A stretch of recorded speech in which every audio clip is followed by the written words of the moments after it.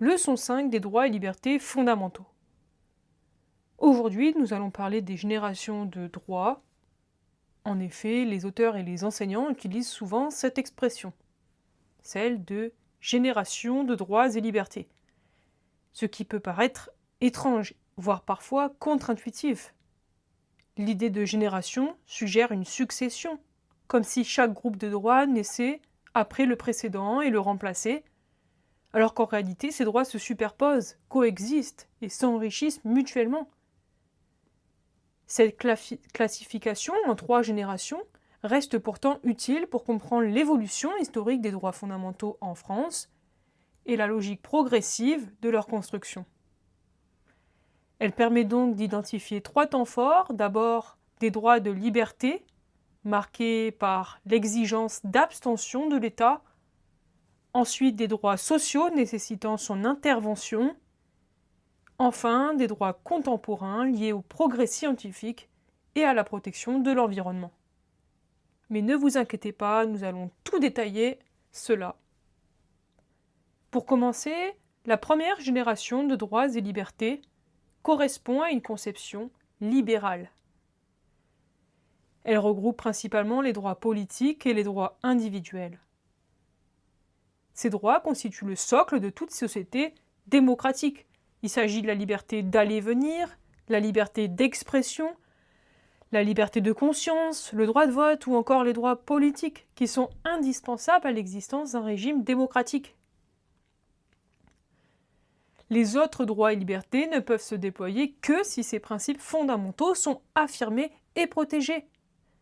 C'est ce que consacre la Déclaration des droits de l'homme et du citoyen de 1789 et le préambule de la Constitution de 1791. Ces textes portent la marque des révolutionnaires en réaction contre l'État monarchique perçu alors comme attentatoire aux libertés. Ces droits et libertés de première génération reposent sur une exigence importante, l'abstention de l'État. On les qualifie de droits formels car ils n'imposent pas à l'État d'agir positivement, mais de s'abstenir d'intervenir de manière arbitraire. Pour vous donner un exemple, qui est celui de la sûreté. Il s'agit de la protection de l'individu contre les abus de la police et de l'armée. Pour garantir ce principe, le droit pénal doit définir précisément les infractions et les procédures afin d'éviter tout excès de pouvoir de l'État. Pour conclure sur cette première génération de droits, ce sont donc les bases qui sont posées de la liberté individuelle dans un État démocratique, puisqu'ils exigent que le pouvoir public n'empiète pas arbitrairement sur la sphère personnelle et politique des citoyens. Le rôle de ces droits de première génération est d'ériger une barrière contre l'arbitraire étatique afin de garantir l'autonomie, la sécurité juridique et la participation politique de chacun. Sans cette première couche protectrice, aucun autre droit ne pourrait véritablement s'exercer. Passons maintenant à la deuxième génération de droits et libertés. La deuxième génération de droits et libertés concerne les droits liés aux activités collectives et sociales. Il s'agit de droits à caractère social, le droit de grève, le droit syndical, le droit du travail, la protection sociale, mais aussi des principes d'égalité tels que la liberté et l'égalité entre les femmes et les hommes.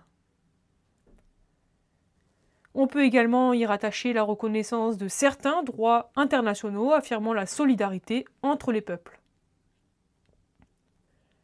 Ces droits supposent une intervention active de l'État, contrairement aux droits de première génération qui exigent une abstention de l'État. La deuxième génération de droits et libertés nécessite des politiques publiques et des mesures concrètes. On les qualifie de droits créances, car l'individu peut exiger de l'État une prestation, une aide ou une protection. Pour la première génération de droits, on pouvait les qualifier plutôt de droits-libertés. En France, La deuxième génération de droits et libertés, ce sont des droits qui trouvent leur fondement dans le préambule de la Constitution de 1946, puisqu'elle proclame notamment le droit à la protection de la santé, le droit à l'éducation, le droit au travail, la garantie de moyens convenables d'existence pour toute personne en difficulté. L'élément central de cette génération est donc la protection sociale qui a conduit en France à la création de la sécurité sociale et plus largement à la mise en place de subventions, d'aides et de prestations sociales.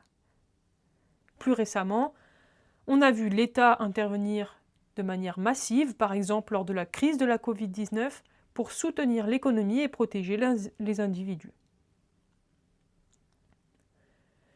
Ainsi, dans cette logique, l'individu dispose d'une créance sur l'État, lequel a l'obligation d'agir afin de garantir ses droits sociaux.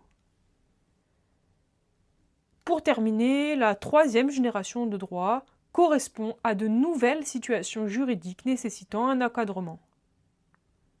Ces droits et libertés sont apparus à la fin du XXe siècle.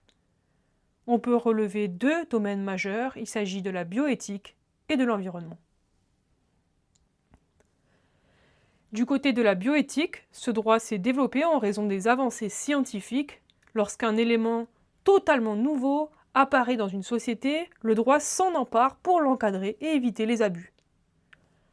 L'exemple du clonage est particulièrement symbolique avec l'apparition de techniques destinées à lutter contre l'infertilité.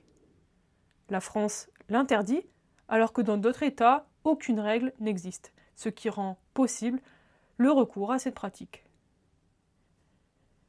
À partir des années 1980, on observe aussi l'émergence de la procréation médicalement assistée, PMA, marquée par une évolution scientifique et juridique. La PMA est ouverte aux femmes seules et aux couples de femmes, mais non aux couples d'hommes. On évoque aussi la gestation pour autrui qui n'est pas encore autorisée en France. Cela vaut également pour les prélèvements et les implantations d'organes. En France, ils sont gratuits, tandis que dans certains États, ils peuvent être payants. Du côté maintenant du droit de l'environnement, sa prise en compte émerge également dans la seconde moitié du XXe siècle. L'enjeu est de déterminer l'influence de l'homme sur la nature et de définir les moyens de la protéger contre les excès humains. Dès les années 1960-1970, certains scientifiques mettent en avant les dangers liés aux atteintes environnementales. René Dumont, écologiste et candidat à l'élection présidentielle de 1974, a fortement contribué à cette prise de conscience. On retrouve cette dynamique dans les luttes contre les OGM qui ont parfois conduit à des actions de fauchage de parcelles en raison du risque de contamination des cultures voisines. Le législateur a alors élaboré plusieurs textes. Dans les années 1990, une loi sur l'air et une loi sur l'eau, puis surtout la Charte de l'environnement de 2004, qui consacre des règles à valeur constitutionnelle. Cette charte énonce notamment que chacun doit contribuer à la protection de l'environnement et a droit à un environnement sain. Elle introduit également un principe complexe, celui du principe de précaution, qui permet la suspension de certaines activités estimées dangereuses pour l'environnement, afin que les autorités puissent évaluer le risque de contamination ou de danger. Il existe une opposition entre les acteurs économiques et les écologistes qui souhaitent une réflexion en amont de l'application de certaines activités. Pour terminer, il faut préciser que ces différentes générations de droits constitutionnels peuvent parfois entrer en conflit. Il peut en effet exister une opposition entre des principes. Le Conseil constitutionnel a ainsi pu opposer, par exemple, la continuité du service public au droit de grève. Pour trouver un équilibre entre ces deux principes constitutionnels, il est nécessaire de les faire fonctionner sans que l'un puisse totalement éliminer l'autre.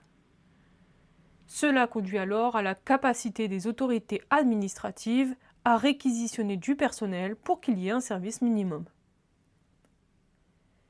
Il s'agit aussi, par exemple, de l'opposition entre le droit de propriété à l'exigence de garantir aux personnes un logement décent.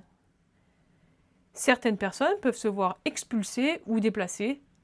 Lorsque l'on oppose deux droits fondamentaux, certains utilisent la notion de supraconstitutionnalité. Pourtant, et on le voit grâce à ces exemples, il paraît difficile de dire que certains principes seraient supérieurs à d'autres principes constitutionnels. C'était la leçon numéro 5 sur les générations de droit. Je vous remercie.